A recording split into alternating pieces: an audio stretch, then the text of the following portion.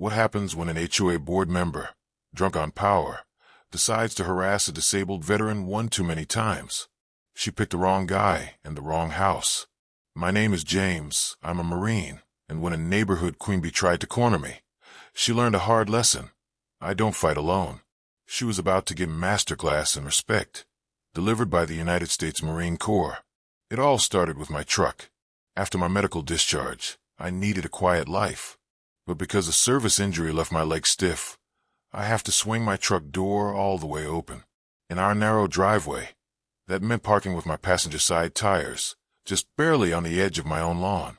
It was a harmless solution that kept the sidewalk clear. Or so I thought. Have you ever had a neighbor who acted like their opinion was the law of the land? Let me know in the comments, because I have a feeling some of you know exactly what this feels like. The self-appointed queen of the neighborhood, a woman we'll call Carol, decided my parking was a federal crime. She patrolled the neighborhood every morning with a clipboard and a scowl, just looking for a reason to write a violation. One Tuesday, she marched to my door. "Your vehicle," she announced, ignoring my polite greeting, "is in violation. Tires are not permitted on any grass surfaces." I tried to be reasonable. "Ma'am, with all due respect, it's just the edge of the tire on my own property. I have to park this way because of a service-related injury." "Your personal issues don't grant you an exemption from community's rules," she sniffed, shoving a warning at me. "Next time, it's a $100 fine. We must maintain our community standards." This wasn't about the lawn. It was about power, and she had picked her target. The $100 fine showed up, just as promised. Then came another fine because my trash cans were visible 65 minutes after pickup. Then another because a small American flag in my garden was an unapproved lawn ornament.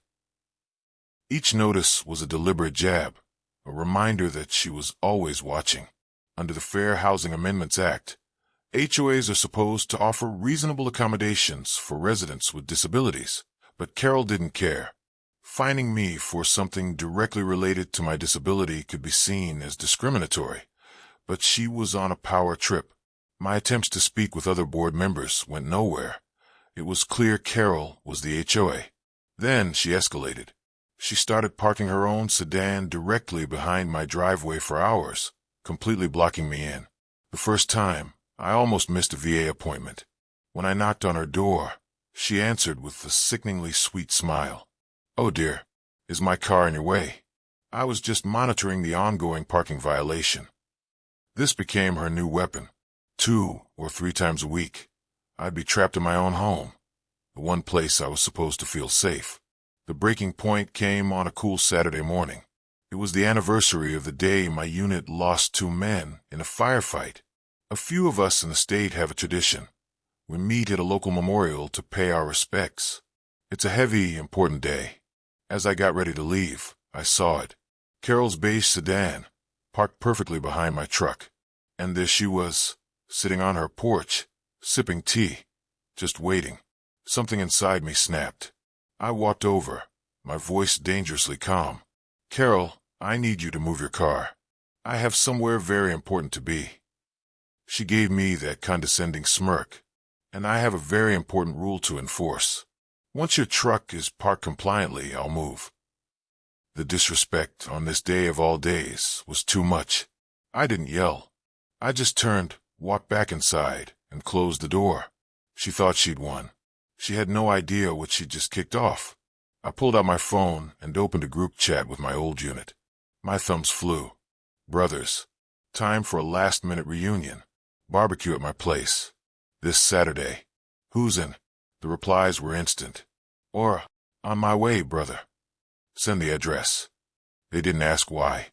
They just answered the call. The arrival. The next Saturday, Carol was already on patrol, lurking near my property with her clipboard, vibrating with excitement to write another ticket. Then, at 11:58 a.m., the first truck appeared. A clean, dark gray Jeep Gladiator, parked perfectly legally on the street.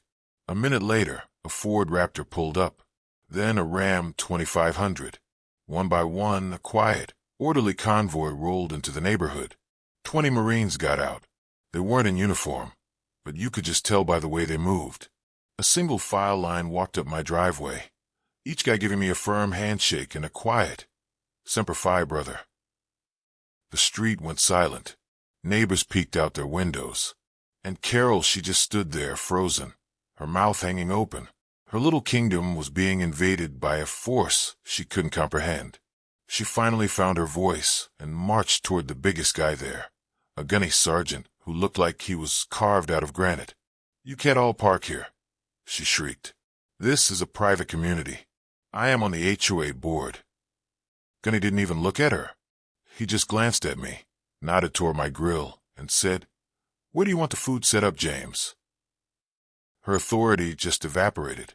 She sputtered, whipped out her phone, and frantically dialed 911, claiming a gang was gathering, and she felt threatened. 2 police cars showed up. Carol ran to them, launching into a hysterical story about a militia taking over. The officers listened, then walked over to me. I calmly explained the months of harassment and how this was just a private barbecue for my Marine brothers. One of the officers, a vet himself, looked at my flag, then at the men quietly sitting up in my backyard, and then back at Carol. "Ma'am," the officer said to her, his voice firm, "these men are all parked legally on public property. You, on the other hand, have admitted to repeatedly blocking his driveway, which is illegal." Then came the final move. I handed the officer a copy of my plat survey. "Officer," I said, "you'll also see my property line includes that grass strip and extends 3 feet into the asphalt." In my case, the rules for this utility and access easement were clear. Not only was she trespassing when she stood on my lawn to write tickets, but her car was parked on my private property every time she blocked me in. The officer's eyes widened as he read the survey. He informed Carol that if I chose to press charges for harassment and trespassing, she would be the one leaving in a police car. Her face went ghost white. Word spread like wildfire. The HOA president called me that evening with a sincere apology. After an emergency meeting, Carol was pressured to resign. The rest of the day was perfect. We grilled, we laughed, and we remembered our fallen brothers. For the first time since moving in, surrounded by my Marine family, I was finally home. Share and hit that subscribe button so you don't miss our next story.